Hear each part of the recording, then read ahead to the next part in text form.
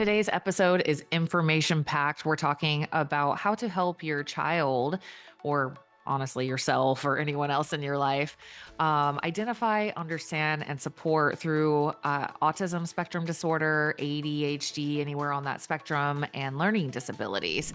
My guest is Dr. Nechama Sorscher, one of New York City's most esteemed specialists in neurocognitive challenges, who is reshaping the landscape for families navigating autism spectrum disorder, ADD, and learning disabilities.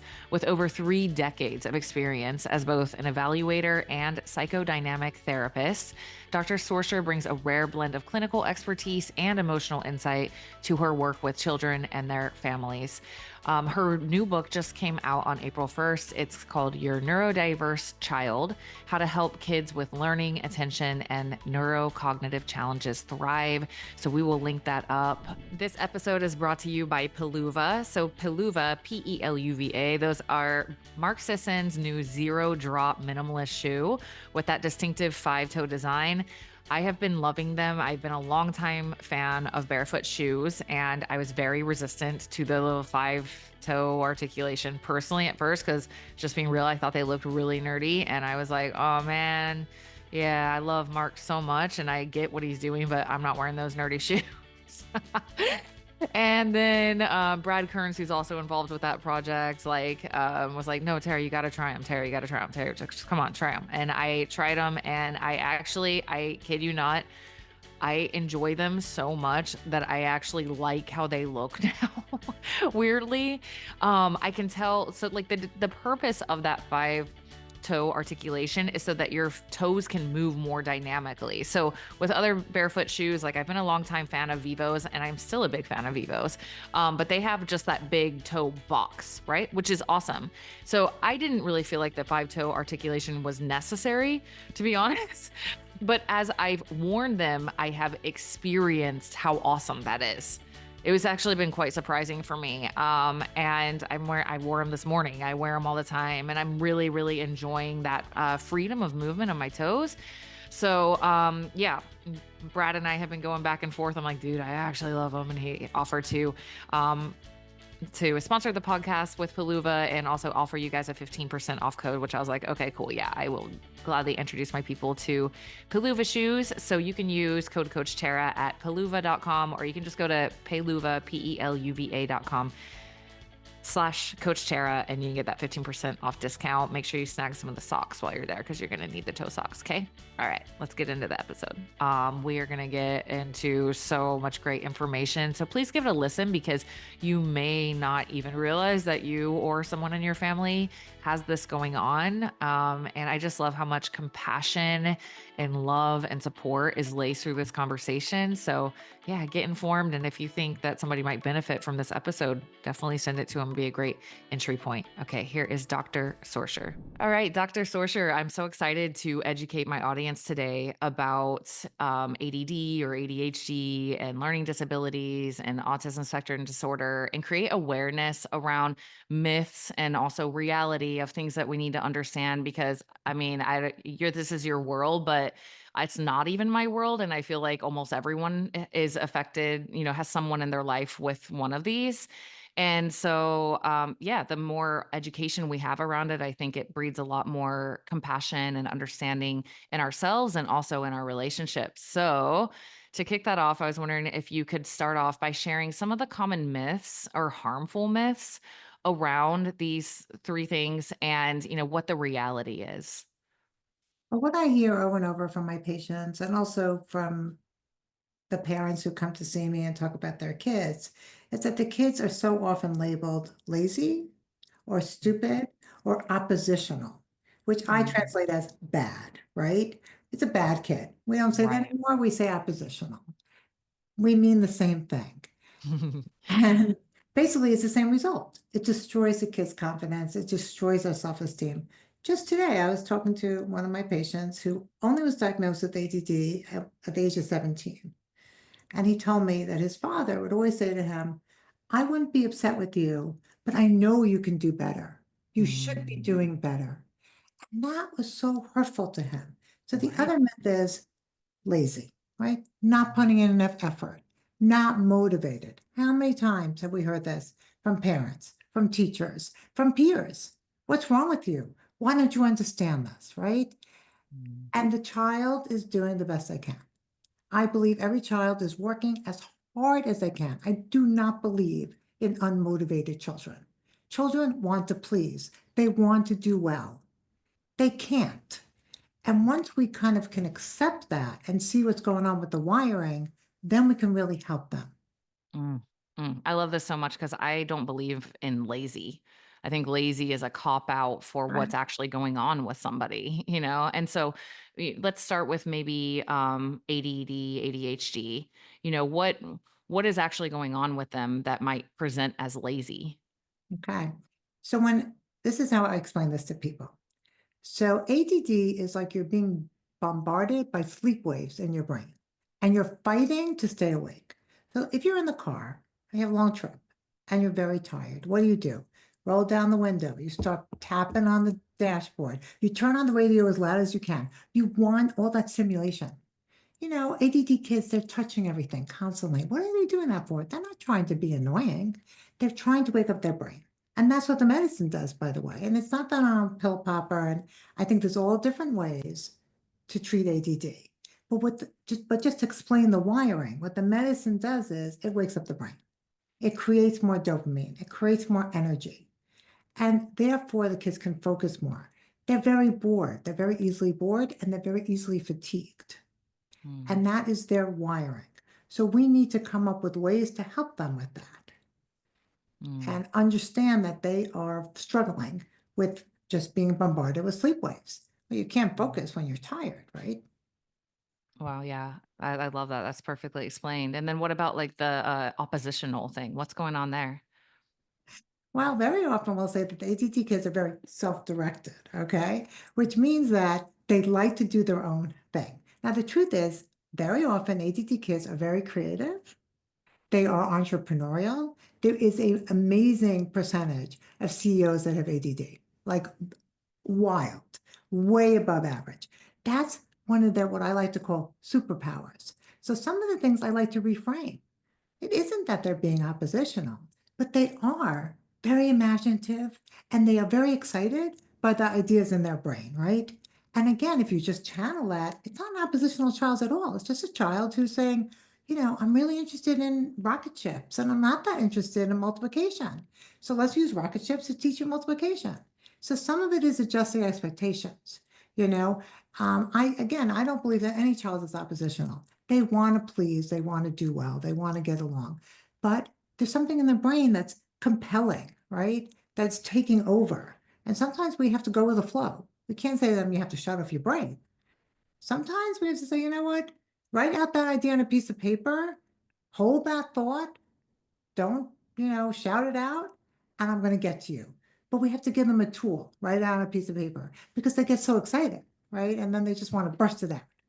So we Mm, really have to be very gentle in structuring them and also understanding, again, the whole point is understanding, well, they're not trying to be disruptive. They're not, they're the class clown, right? They're trying to make people laugh. They're not. They're trying to entertain. And that's because their brain is full of those kind of ideas all the time. They're like a little motor wire, moving around all the time, like boom, boom, boom. That's great. We can use that energy. And as I said, often they're phenomenally successful. wow. Okay, sticking with ADD, ADHD for a second, I've become more familiar with how it's like a spectrum, right? And there's different manifestations like inattentive type and impulsivity. Can you talk about that? Yes. So it used to be we would say that people have ADD or ADHD, but right now we say everybody has ADHD, but it's on a spectrum. The inattentive type is the absent-minded professor. It's the kid who's spacey. It's the daydreaming, internally preoccupied child who's not tuning in enough to what's going on outside. Okay. Then the hyperactive kid is more the kid who I was talking about, the class clown, the motor-driven kid. I'll often hear the parents say, well, they didn't nap. There was no naps, like they don't need a lot of sleep. They have tons and tons of energy. And it is sometimes very hard to corral them. Now, Mhm. typically girls are more in the inattentive, spacey type. And part of that is socialization. We expect and tolerate more boisterous, rambunctious behavior in boys. right? And if a Mhm. girl is more lively, they get a lot of more negative feedback.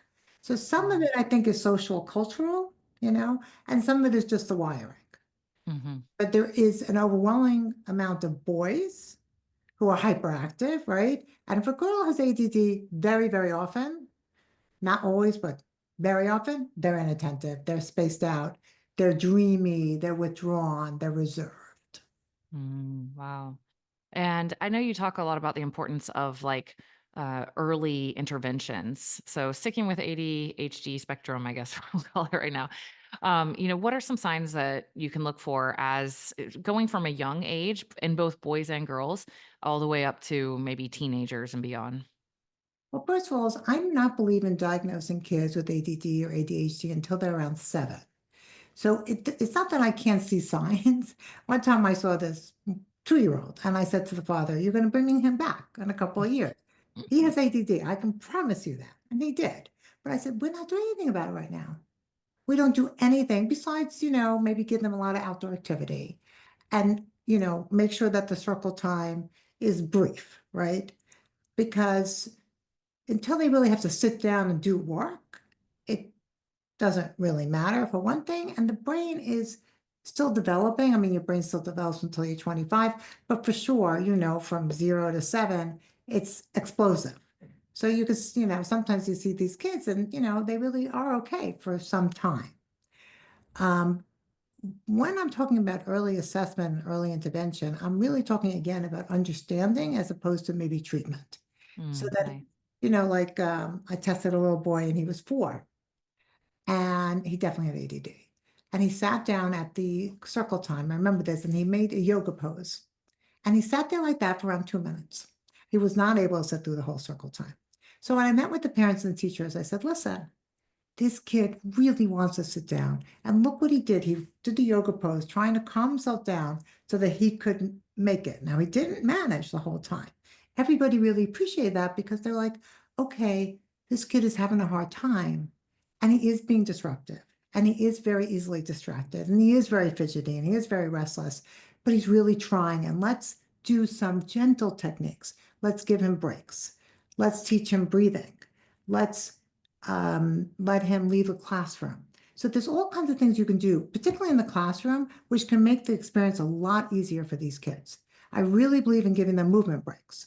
So this is a second grader, and he was having a really hard time. And I said, "You know what? Whenever you want, you leave the classroom and run up and down the stairs." That changed his life. Whenever he wanted, which was, maybe every half an hour, he'd leave the classroom, run up and down the stairs, and go back into the classroom. And it was like night and day because he was able to get us some energy and he didn't feel so restrained. So Yeah. sometimes a very simple accommodation can really be very helpful. And what my approach is we want to really work with their self-esteem and their confidence. They're going to learn how to read, they're going to learn how to write, and they're going to learn how to do math, whether they are sitting like this or whether they're wiggling, right? But their self-esteem is going to be impaired if we're constantly saying them, "Well, sit straight and, make sure your paper's over here and do this right away." Like those things scar a child's soul. So Mhm. the more compassionate you can be, and the more you can give them a little bit of room, whether it's a motion break, whether it's tapping their shoulder to focus instead of yelling at them, whether Yeah. it's letting them, have a job that takes them out of the classroom sometimes, all those things, little things make a huge difference for a child. Huge. I love that.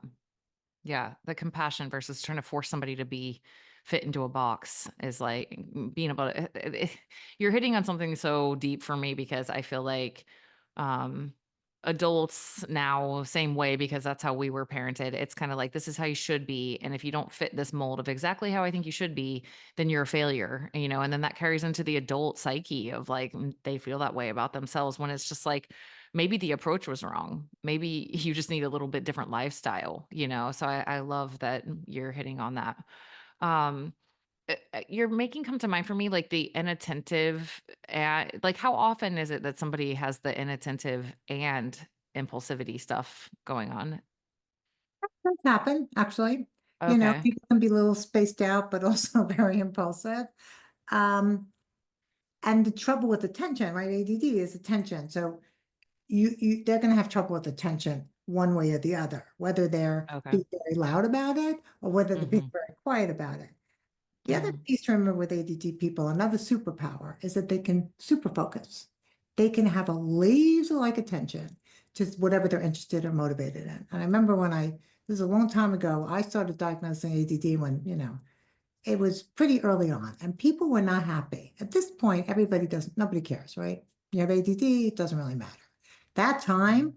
it was like you were telling somebody that they, had to get four teeth pulled or something. I mean, they were just not happy. And the parent said to me, well, I don't think my kid has ADD. He plays chess for hours. And I had to really Mm. think about it. And I said to him, you know what? Chess is Mm. very circumscribed. It has rules, it has a structure. Your kid does really well in those situations. But in school, when things are loud and unpredictable and there's a lot of transitions, that's when he gets really disorganized and Mm. has a hard time paying attention. So And some boring. and boring, yeah. Sometimes they can play Legos for hours, they can do video games, they can do whatever for Mm. hours. Laser, right? But then they Right. can't clean up their room, right? Or they can't sit at the dinner table. And boring is for sure.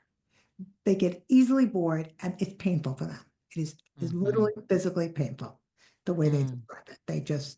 It's so hard to tolerate being bored when you have ADD. Mm.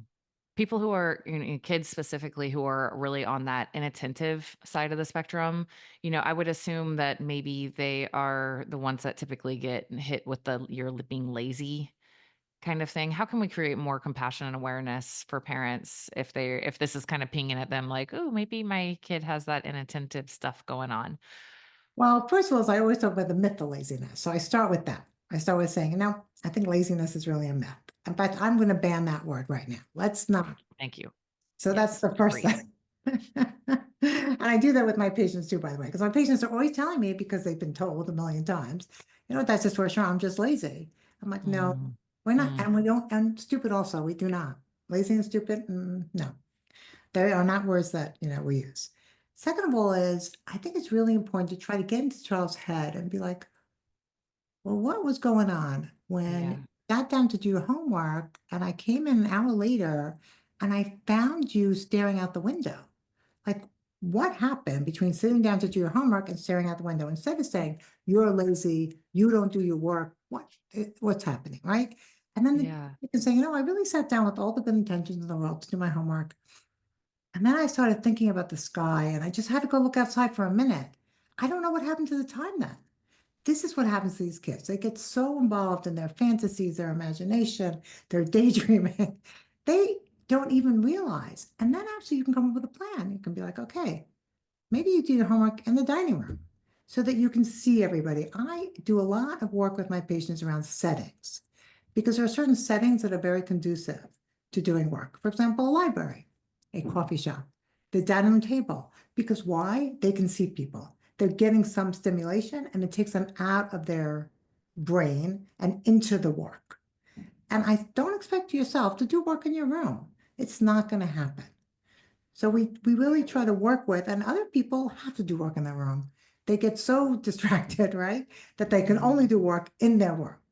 But Mhm. usually they're better off doing work in a place where they can see people, not necessarily hear people, but see people. It gives them Mm. some stimulation. So instead of, I think looking at again the cause, right? Why is the child not doing the work? Instead of saying, you're lazy and you don't do your work. You don't do your work. Let's be curious about that. What happened? Yeah. Do you just Yeah. feel overwhelmed? Do you get really anxious? Or with these children, typically it's like, I just started thinking about something else. And before I knew it, it was time for dinner and I hadn't done anything. I don't know Mhm. what happened. Get really spaced out, right? Yeah. You're making me I actually would like to hear your opinion on like pharmaceutical interventions. I mean, I am in holistic health and all of that, but I'm also not, like I think of like bipolar. I don't know. If I had bipolar, I would for sure be taking a GABA and regulating medication. And so I know some of my audience might be like, oh, but I don't know. I like to have an open mind and I'd like to hear what your thoughts are around these like, dopamine I'm assuming they're mostly all dopamine, maybe a little bit of norepinephrine or something like that. But what are your thoughts around that for Sure. ADD, Well, ADHD? just to say, first of all, I'm very holistic. And actually, I don't know if you know about this product called Rosavan. You probably do. No. Oh, okay. So Rosavan is something that they use in Europe for ADD and also for depression. And it's not going to be approved here. And I'm not exactly sure why. But this psychiatrist brought it over here. And I got introduced to him. And he does a lot of different, very interesting things. He also brought SAMe, which I'm sure you've heard of. Okay. Yeah. I He take it. brought that in. Oh, yeah, me too. Love SAMe. There you go. And so there, I feel that there are a lot of good products that if you go to a holistic doctor, you find out about. And I'm very into holistic Mhm, medicine. mhm, I also am very into regular medicine. And I think mhm, sometimes you need it. What I like to do with the ADD medications is wait for the kid to be old enough where they can make the choice and they can say, and they can also say when they want to do it. I have two kids that have ADD, and one of them also has dyslexia. And then I have another kid who has also some neurological issues. So as a parent, I really walk that walk, right? And my kids, when they're old enough, they took their medicine when they wanted to take it, when they thought it would help them. My daughter took it in high school, and then now she takes it in college. But she takes it, when she has a big test, when she has a lot of homework, and she's very aware of taking it. And I'm also letting them know there's some side effects. So if you hear, mhm. if you get a side effect, happens to be stimulants, the side effects are minimal because it's the kind of medication that kind of goes in and out of your system. So that's also why you can take it or not take it. An antidepressant, on the other hand, you have to take all the time. It built up in your bloodstream. But for a lot of my patients, the antidepressants have been life altering. And depression and anxiety are a lot of us is a sequela of learning and attention issues for all the reasons that we're talking about, right? And sometimes people can't function. They need to take whatever medicine they need, whether it's a stimulant, whether it's an antidepressant, whatever it is. And you mentioned the dopamine, and that's really what it is, right? It's really Yeah. getting us to produce more dopamine. Now there are problems with it. So I'm not saying it's a Right. panacea, but I Mhm, think particularly when the kids get old enough. Now sometimes little kids need to take it because they do things that are dangerous. I treated a mhm, kid who would run across the street. He couldn't help it. Didn't make a difference what you said, whatever, he'd run across the street. He needed to be on a stimulant because unfortunately, he might have been able to get into a car accident. That is mhm, unusual, however. I think that's mhm, unusual. Like that's, mhm. or if a kid is really, really struggling in school. But with my patients, usually I wait for them to be old enough to be able to make those kind of decisions. Nice. Do you generally recommend any type of like, like tyrosine or mentioned SAMe or TMG or like do you have certain, natural supplements that you like or would even explore with maybe older kids? What are your thoughts on that? Usually I send them to either a holistic psychiatrist or a holistic neurologist. I know, Okay. I live in New York City, I'm blessed, and there are so many fabulous holistic psychiatrists, neurologists, medical doctors, and I know them. Like I really Yeah, am aware of that field and I have a lot of respect for them. So I'm like, look, so cool. they'll say, hey, I think Rosamond would be great, for example, but I'm like, I want to send you to this guy. He's the one who showed me about it. And they Cool. do something else. They may do breathing. They might do, Yeah. there's so many different great techniques out there now, Yeah. that different even than from 10 years ago, Mm, and I certainly am not up on the latest because yeah. it's just not my field. So, but that's what I usually do. I'll be very specific, like I want you to go to this person because I know that they'll be good at recommending, a Hmm. routine for you. Yeah. I have a friend with an attentive type for sure, and she's gotten on, like, neurologics, it's integrative therapeutics. Her doctor, her, like, functional medicine doctor recommended Mhm. it, and she's been life-changing for her. She's like, "I did Yes, not think a herbal supplement could help me this much," So, I guess just a ping to, see somebody who specializes in that if that's something that interests you. definitely. And the Oh, person can also recommend regular medicine, by the way. Like they're right, MD doctors, they can recommend it. right. Whatever's good for you. Yeah. Yeah. Okay, let's move over. I wanna hit on the LD, learning disabilities, for a second because, um, I definitely assume that people with learning disabilities growing up have a lot of emotional fallout from that. Probably a lot of like, low self-esteem, things being said to them feeling, not smart or whatever. How can if you think that your kid might have some learning disabilities, what counsel would you give to them and just things to be aware of, and ways to talk to them and support them? Well, this is a very personal issue for me because I have a nonverbal learning disorder and I had a lot of trouble with math when I was a kid. And I Mm, remember that I was put in this special math class and I was very upset. And I decided that I was just bad at math and math was not for me. And I remember it very clearly. So I would say that a very important piece is when your kid is struggling with whatever it is, math, reading, and so on, to get them evaluated and to get them the help that they need because I could have done math, let's put it this way, but I needed to be taught to me in a certain way. And that's usually what the kids need. So I would be mm, quick to assess and to get the appropriate intervention. Like I was put in a special class, but it wasn't taught to me in any way that I could really use. And right. to understand there's a lot of hope out there. I just mentioned my daughter has dyslexia, right? And I knew she had dyslexia when she was in first grade. She was having trouble reading. I took her to a reading tutor, so on and so forth. And then I realized when she was in first grade that she was simply memorizing all the books that were sent home. And she was reading them beautifully, perfectly. She had memorized all of them. Very smart kid. I was like, okay, she has dyslexia. And I just knew that. She was in first grade and I, got her some help, got her evaluated, and then she went to a special school for dyslexia and she's doing great now. Amazing. But yeah, and her self-esteem is really good. And the Mm, reason why I think that happened was because I caught it very early and I got her the help, right? So she went to the special school and the special school was fabulous. And all the kids had dyslexia and they explained you all have dyslexia. It was just part of her life. And she'll explain it to people now, I have dyslexia and I can't do, she's very, very, very comfortable.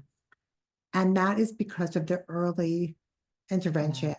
And never did she come across something where it was like, somebody was like, well, why can't you do this? That is so damaging. And, Yeah. and that's not even the people who say, well, you're really dumb not to be able to do that, right? But why can't you do this implies all that and goes into the self-esteem issue that you're so, Yeah. correctly mentioning. So really it's just really being on top and not sometimes, unfortunately, doctors, teachers sometimes will say, don't worry, they're going to outgrow it. I do not believe in the don't worry, they're going to outgrow it. And I always believe the mother. The mother comes to me and tells me there's something wrong, and they say, I think there's something wrong. The pediatrician doesn't. I'm like, I'm with you. I'm with you, girl. And that's it. The mothers, Mhm, no. You need to mhm. listen to your voice. That voice inside of you, you know your child. You know when there's something going on. And you need to advocate for your kid and just say, hey, I really think something's going on. I need to get to the bottom of this. Just like you would do, God forbid there was a medical issue. The medical issue, you would not rest until your child was treated properly. Education has to be the same way, and mental health, by the way, Mm, just to put in a plug. mm. I love this. In my mindset side of my coaching, we're doing a month on self compassion.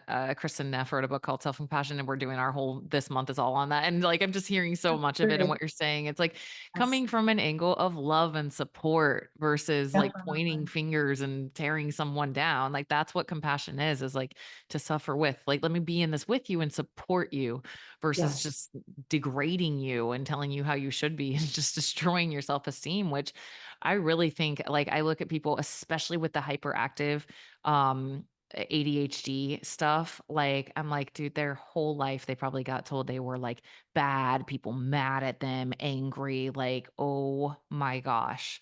You're Like annoying, you're rude. right, heartbreaking levels. So I love how strongly you're hitting like support them, come in the angle of love. Okay, let's switch over to ASD, autism spectrum disorder.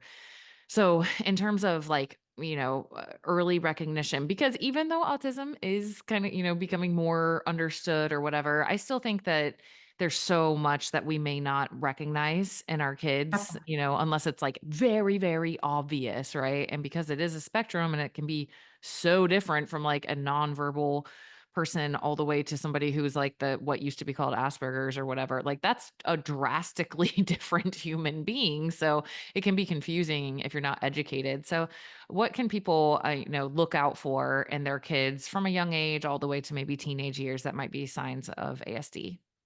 Yeah, I would agree 100%. And even it has gotten more popularized. So I have kids coming to my office now and saying, Dr. Sorscher, I think I have, ASD. I think I'm on the spectrum, which never used to happen before. Mhm. And, a lot of times they're right. And then the parents will say, oh, dad has it, or Mhm. grandpa had it, or whatever it may be. And obviously they were not diagnosed. So we're a lot more aware of it. However, Mhm. there's still a lot of masking and compensating.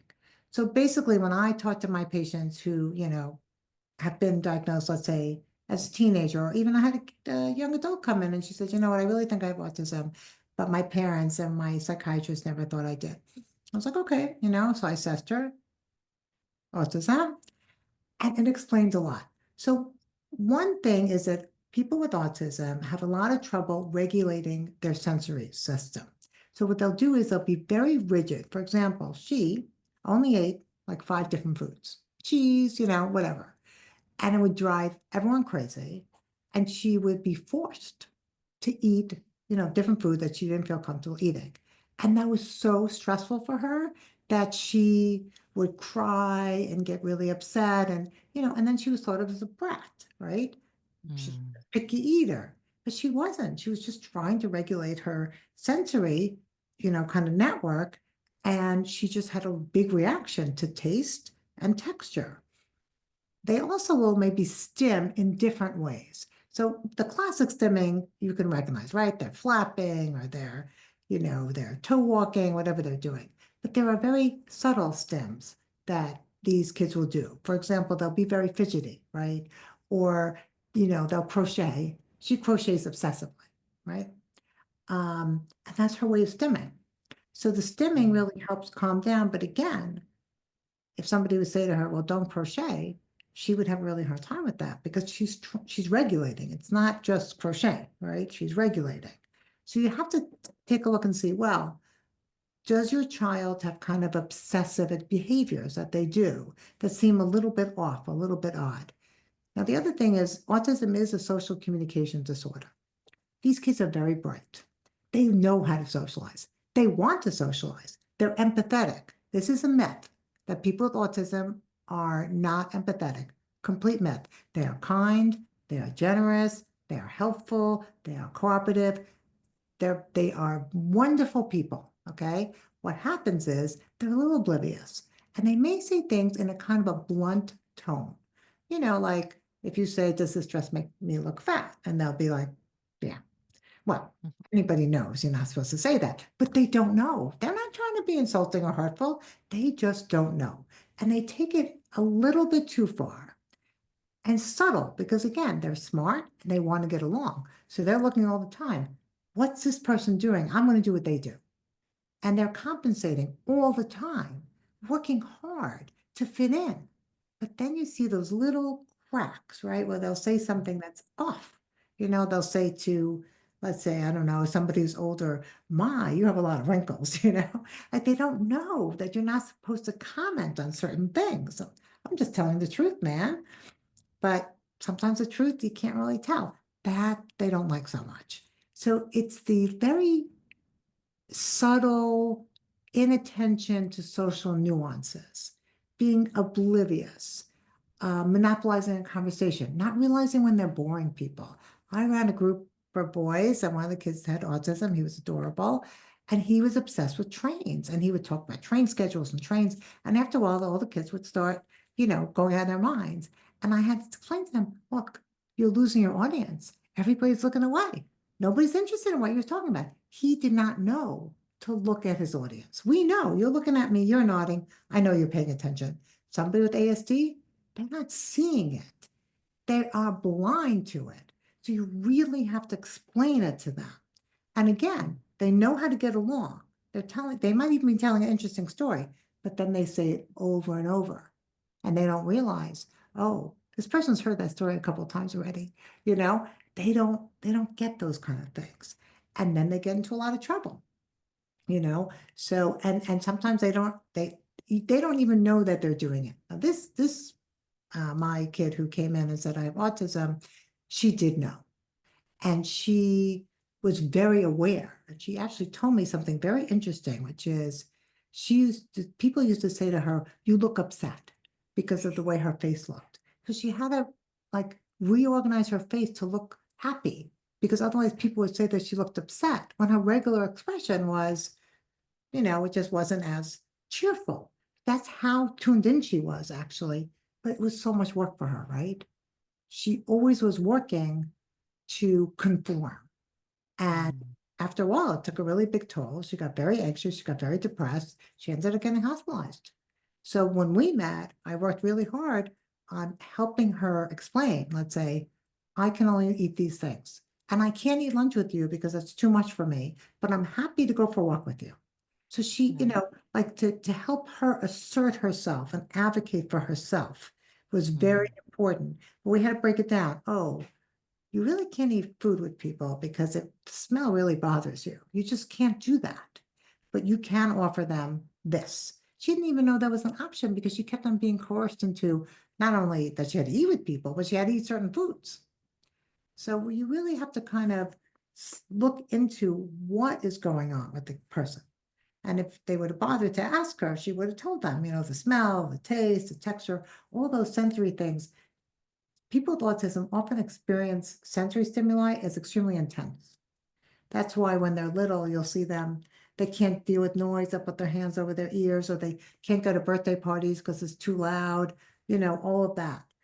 And as they get older, they might get more accustomed to it, but they often are very uncomfortable. So it's really a matter of also seeing, oh, my child is uncomfortable in birthday parties and only likes to eat white food and, doesn't like to wear, jeans or only wear sweatpants, all those things together. Oh, maybe they're on the spectrum. Let me check that out. Wow. On the masking thing, I don't know if this is a myth or not, but I saw some video of some psychologist or something saying that girls tend to do that like more. Or what are your thoughts on that? Yeah. So kind of what I said before. So there's a lot of more, first of all, there's much more pressure on girls to be socially conforming. Second of all, girls are more emotionally and socially mature than boys. You can see that in any classroom. This is not a big, you can see the girls they are taller, Hmm. they are raising their hand, they are Hmm. lining up. So even a girl with autism, even a girl with ADD is going to be more socially together than, let's say, a typically developing boy, because the girls they're more so, and that goes on till the end of college. Okay, there's more college graduates that are girls. Eventually, the boys catch up. They do. I think around 25, 26, they catch up. But for whatever reason, and I do think it's because girls are more mature, they go through puberty earlier. I mean, if you ever looked at a sixth, seventh grade classroom and the girls are towering over these shrimpy boys, you just see that their rate of maturity, right, is different. So they do tend to mask more. And they also are just much more socially with it. So they understand how to get along and they figure it out faster, and therefore they're underdiagnosed. And I actually meet women, not even young women in their 40s and 50s who are like, oh my God, I am on the spectrum. And they did not realize that because they were so busy trying to just be like everybody else and succeeding, really succeeding. With the boys, they're not that interested. Even typically developing boys are like, I don't really care what people think about me. All I really want to do is play ball and play video games. That's all. They're simpler creatures. And you see that even in junior high school where the girls are totally into the drama and, the mean girls and all this.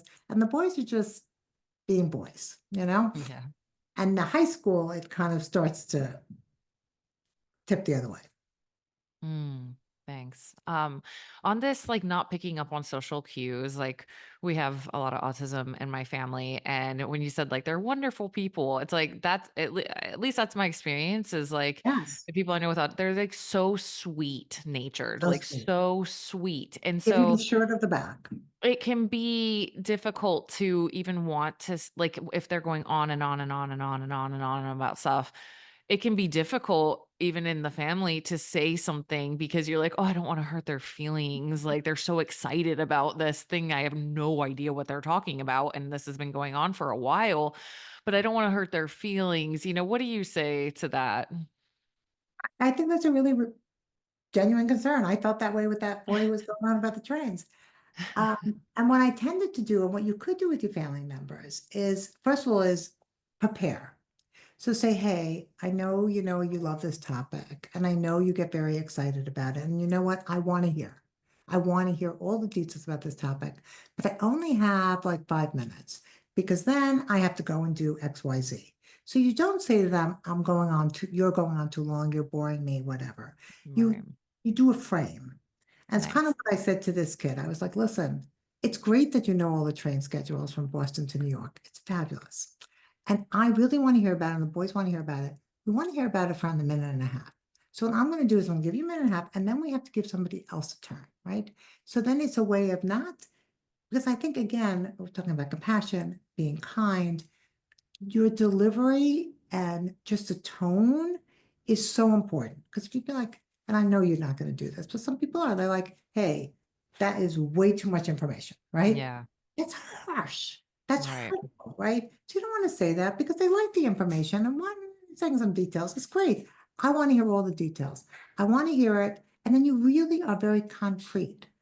When it's Mhm. 4 minutes, you say, hey, this has been great, so exciting. You got 1 minute left. So Mm. you are, cueing them. And look, they may say, why are you only giving me 5 minutes? Might be, I can only give you a minute now, but then I can come back and give you another 5 minutes. And that actually also Mhm. works for you because it doesn't burn you out. And you could Yeah. even say that. You could be like, you know what, my attention span for this kind of stuff, it's very real. It only lasts for 5 minutes. So there's Yeah. just a way of being, I mean, what I try to do very much is put myself in the other person's, point of view. What do they want? They want to be seen and they want to be heard. Right. And the other thing that I taught this kid that I don't think could teach your family members, but maybe what I taught this kid was I'm indicating my interest and I'm also indicating my disinterest, like I said. And I would exaggerate it. So when I was really into it, I'd be like, and really listening and saying, wow, that's so great. And then when I was done, I would also very exaggeratedly go like this. And they picked up on that because sometimes it's not that they are meaning to bore you, they don't realize that they're boring you. So if you really exaggerate your facial expressions and just be like, and then go back and be like, hey, I'm kind of done with this, you know what I mean? They are going to catch on to that. And they're not Mm. going to be hurt as Mm. long as you are genuine, as long as you're like, Yeah. I really do want to hear. And I hear that from you. Mm. And yeah, I can't really emphasize enough how sweet people with autism are. And I really, there is such a stereotype, right? That they're unfeeling and they're kind of like robotic. Yeah, they So can't not love. true. They can't love. And now, of course, we have all these great shows, Love on the Spectrum and so on. Yeah. Adorable. But that still is a pretty pernicious myth, Yeah. So Yeah. Yeah, thanks for sharing that. Um, the last thing is I'm wondering, like, okay, I'm wondering this about kids, but I know this isn't super your area, but come on, like, I know, even like older people, right? Like, because you said, like, sometimes people figure this out because there's so much more awareness. Um, how do you talk to a loved one, like someone in your family maybe, about like, "Hey, I think you may have this." Like, how do you handle that conversation? by the way, I'm in the middle of writing a book actually for adults. So I work a lot with Oh, nice. these issues. Yeah. Okay. And one of the things I talk about in the book is that having either attention, learning, or autism takes a huge toll on intimate relationships with your boss, with your kids, as a parent. And I give really good strategies. Book is not published yet, but I'm hopeful. And I'm working on it. I'm very excited about it. So this Is is this for definitely all, like, ADD and ADHD and all the neurodivergent stuff? Oh, correct. nice. So the first book that I wrote was for therapists, how to work with these clients. My second book was for parents and teachers, and I thought about it as kind of a trilogy. And the third book is for the people themselves, like me, right? Nice. Yeah, because I found techniques to help myself, right? And I have to say, I think diagnosis is often a big relief. And I think being seen is often a big relief. So if you have a loved one and you think the person has ADD or is on the spectrum or has some kind of learning disorder, there's two things that really work well. Number one is, I think, self-disclosure. So if you have something that you're struggling with, in my case, right, I have learning disorder, I self-disclose that all the time. I told you about it, but I do it all the time with my patients when I'm testing, because I feel like it, first of all, levels the playing field, right? You're not coming up and saying, I'm great. I don't have any problems. You, my friend, have a ton of problems, right? Like, I have some problems, and I want to tell you that when I'm aware of my problems, that's really helped me. And I'm thinking that you're struggling with X. I'll give you an example. This is a hypothetical example, but actually, no, I'll give you a real example. So one of my friends told me this funny story about her husband. And basically, she'd been asking her husband for around 6 months to give her some very important papers that she needed in order to get her kids' passports. And her husband said they were in his study. So she finally said to him, listen, I need these papers. Can you please go and get them? This is important. I got to, take care of this. Yes, right away. Runs to his study. 15, 20 minutes later, goes over to the study. He's busy on his computer. What are you doing? Oh, I'm working. What about the papers, right? Now now she was able to deal with that because she understood he had ADD and they both laughed and so on and so forth. But Right. if she didn't know, it would have been Right. a huge fight. I would have heard about it in my house in the Bronx, right? What are you doing, right? So you can say to the person, listen, I've noticed that you do X, Y, and Z. You're forgetful, or you have a really hard time getting along with your boss, or you've just gotten some, not so great feedback from one of your kids about your parenting, whatever it may be. And I'm thinking that this would be a good time to be curious about what's going on in a general way. And one of my thoughts is that maybe you have some neurocognitive challenges. And again, I would be soft about it, right? Even if you think the person is autistic, let's say, I wouldn't say that right away. I would say maybe you have some neurocognitive challenges. Have you ever thought that?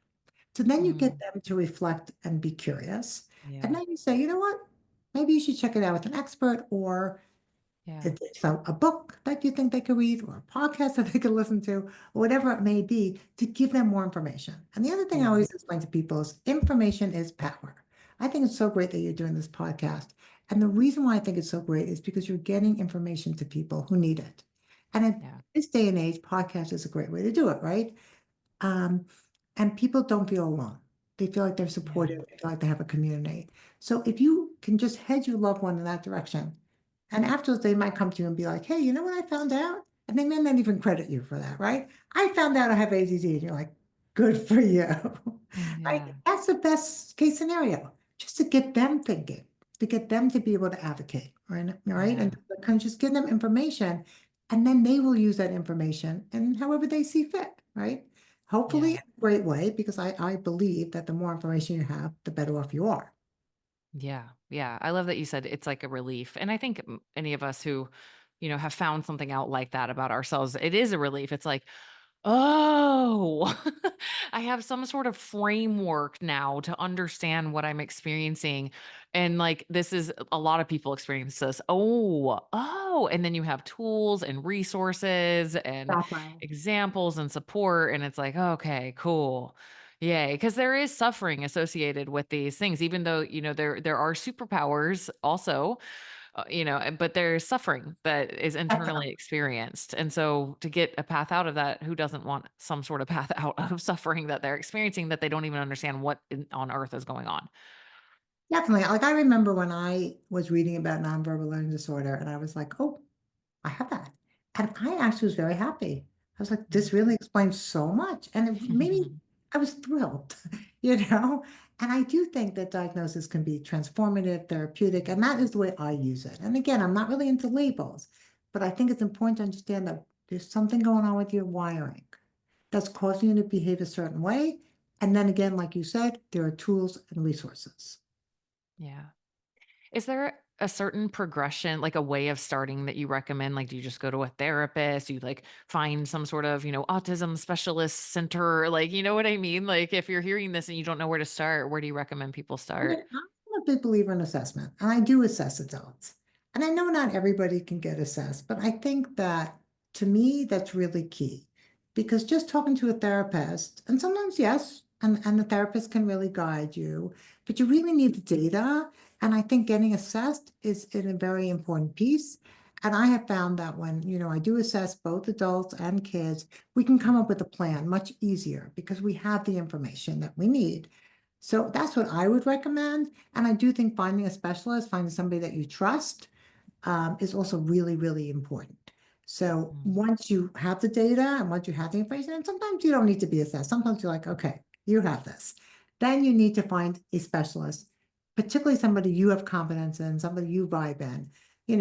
The chemistry is very important in that kind of relationship. Yeah. And I think, yes, I think get yourself educated, read podcasts, join, there's so many wonderful organizations, Autism Speaks, Chad, there's some, really great organizations that you can join and get yourself support. Mm. For people who may be interested in reaching out to you directly, do you work remotely with people I do, but I'm based in New York, so I do telehealth, but only, in in New New York. York? Okay. Okay, cool. Yeah. Just curious. But I've had people, actually come see me from different states. Because the assessment itself is, that's just something you do that can take a couple of days. So people can come and do that. And I do some of it by Zoom, but not most of it. And COVID, of course, Mhm. a whole other topic I'm sure we could talk about, but we got more comfortable with Zoom, but I think it's better to do things in person. Mm. Yeah. So for sure, Yeah. the test is better to do in person. Therapy, you could Zoom. Mhm. Testing, you have to do in person, my Yeah, opinion. okay. Thanks. Yeah, assessment. I mean, it's kind of like me thinking of going over somebody's blood labs. Like if you're trying to do it yourself, like you don't even know what questions to ask if you are new to something, whereas somebody Right. assessing can just be like, oh, do these pieces, like, oh, let's look at their zinc and Right, you I know. know. Just putting the Yeah. pieces of the puzzle together, definitely. Right. Okay. Wow. This was so informative. Thank you so much for taking the time to come and educate us. Thank you for taking the time to write these books. We will link up Your Neurodiverse Child, How to Help Kids with Learning, Attention, and Neurocognitive Challenges Thrive, which just came out, right? That one just came out. And we'll link up your website. I'm assuming you have one other book, you One other said? book, yeah. One other Mhm. book. I'm assuming they can find that through Psychotherapies, your website. Yeah. definitely. Okay, cool. Well, Well, thank you thank so you. Thanks so much. much. Yeah, this has been amazing. So appreciate you taking the time to share your expertise with us. I appreciate you having me on the podcast. And like I said, if you wanted to anytime share whatever's going on, and if you have any reports that you want me to look at, I'm very happy. I love to do that stuff. That's really Okay. my Thank you so much for joining me on this episode of the Inside Out Health Podcast. I hope it's been helpful to you in your journey. If you think that it might be helpful to someone you know, please share it with them. Please share on social media. It really helps me grow the show and reach more people with these amazing messages. And if you could be so kind as to rate the show and possibly even leave me a review, that really helps. So, much thanks in advance if you do that. And yeah, please subscribe if you want to hear more of this type of content. I have lots of amazing expert guests on the way. All right. Thank you.